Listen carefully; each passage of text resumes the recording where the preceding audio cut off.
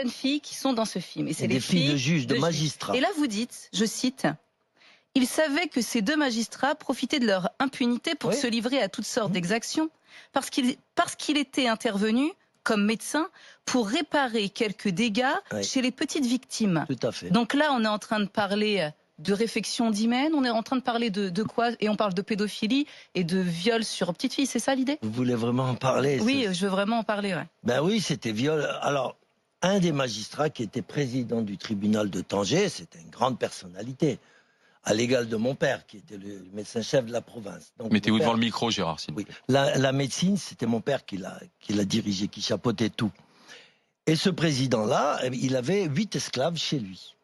Des petits esclaves de 8 ans à 13, 14 ans. Et il les violait quand il voulait.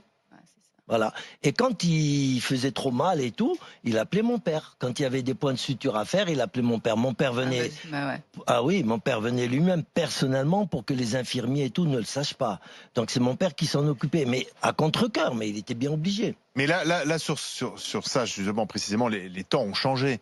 Ah, au Maroc, je suis pas sûr. Hein. Ah non? Oh non, ah non. À partir du moment où c'est le pouvoir, on protège. Ça c'est sûr. Ça c'est sûr. Sauf qu'il y a eu un moment où Hassan II a réagi. Mais son fils, je pense pas.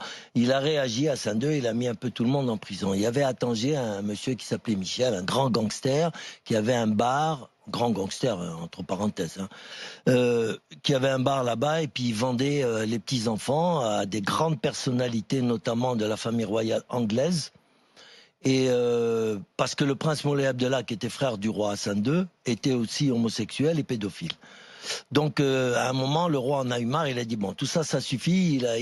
Il a renvoyé son propre frère qui avait violé 6 enfants et qui les avait fait tuer à Rabat, d'accord. Il l'a viré du Maroc et il s'est installé en Belgique. Le Moulay Abdallah, qui est mort du sida. Et donc, à ce moment-là, Hassan II a voulu faire un grand nettoyage. Et il a mis ce grand gangster en prison, il l'a expulsé du Maroc et tout et tout. Il y a eu un nettoyage, mais il y a toujours eu des remplaçants, bien sûr. Et il y en aura toujours. La pédophilie au Maroc, elle est omniprésente partout. Et il ne faut pas dire que c'est la faute du tourisme sexuel. Ça, c'est un grand mensonge. Voilà. Et pourquoi est-ce qu'on n'en mieux pas? Il y a certaines régions du Maroc, comme Tanger ou Marrakech, où ils ont ça dans le sang. Je dis pas que les Marocains sont bisexuels, loin de moi. Mais la région de Tanger, ça prolifère. Et Marrakech, je vous en parle même pas. C'est la capitale mondiale. Il y a beaucoup de liens aussi avec le tourisme, parce qu'on a parlé du Maroc comme la petite Thaïlande. Mais je pense parce que même il y a eu des scandales avec des Français, Hollandais qui venaient ministre français, se fournir. Sauf qu'on n'a jamais su la vérité, il n'y a jamais eu d'enquête et ça n'est jamais allé à son terme. C'est juste, ça a juste été basé sur des rumeurs. Attends que les gens meurent. Qui n'ont jamais pu être étayées. Si j'ai bien compris. Merci.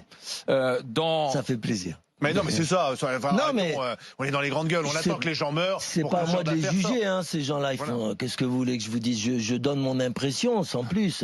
Voilà.